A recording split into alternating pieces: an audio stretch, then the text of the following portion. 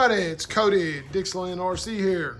Glad to be back. Haven't seen or heard from you in quite a while. Better yet, I just haven't been around. Sorry about that, been busy. Show season had started in February and I just haven't been able to keep up and be able to film. I've been so busy going to events almost every other week. There was a span there a while for about a month or two. I was going about every other week to somewhere. So didn't really have a bunch of time to sit and film. So I've got a bunch of projects that have bundled up and I need to get done with. But I wanted to show you this. This is something new. I don't know if it's new. Actually, I don't really know what it is, and I'll get to that in a minute, but I want to explain what this is. This is an Axial SCX10.3 straight axle pre-assembled chassis. That's a mouthful, but that's what it is. It is a legitimate 10.3 straight axle with the front motor. It is pre-built. This is how it comes out of the box. It is a white box, as you'll see here. There is no picture on the side of the box like normal. I think this is the chassis that's in the CJ7, I think. I don't know, but it's weird. There's a lot of weird things about this that I can't really put my hand on. But they've released these. They're $199.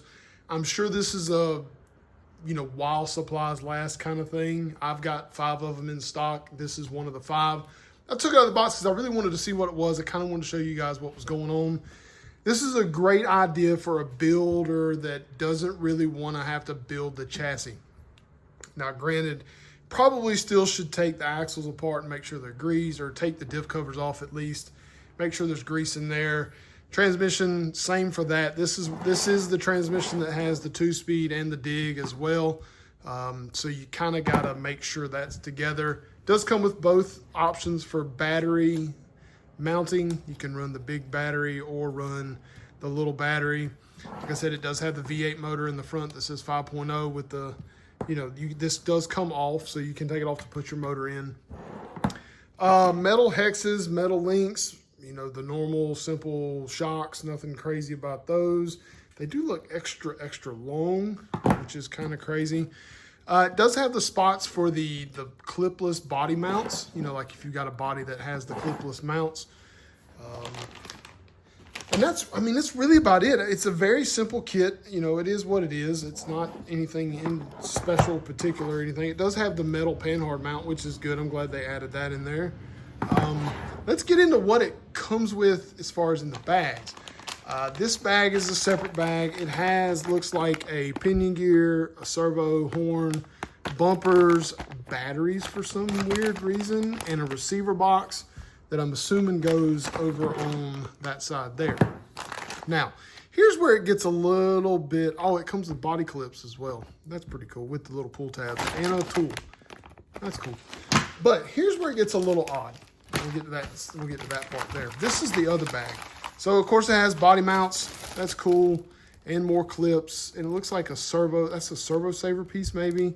And then like the little pieces that go into the body mounts here to hold said body mount in. And this is a factory seal sticker. So this is the sticker that when you buy an Axial truck, it's got these on each side of the box that shows that it's been sealed. So kind of weird there. Of course, it comes with an Axial sticker, nothing crazy. This is the weird part. So this is the 10.3 Jeep JLU Wrangler manual. And I think this is probably the JLU Builder's Kit manual, I think. I don't know. Only reason why I say that is because it tells you how to build portals, not straight axles. So I don't really know. This is the correct transmission though. This is the transmission that's in it. So it will tell you how to go back in, take it apart to add a motor. But this is, I don't know. I'm very confused. I don't really understand what in the world. Yeah, this is for the Jeep, the JLU, you see, the Wrangler. Yeah. I don't know. I'm pretty well confused on what's going on here. So I don't know. But anyway, this for $199, not a bad deal.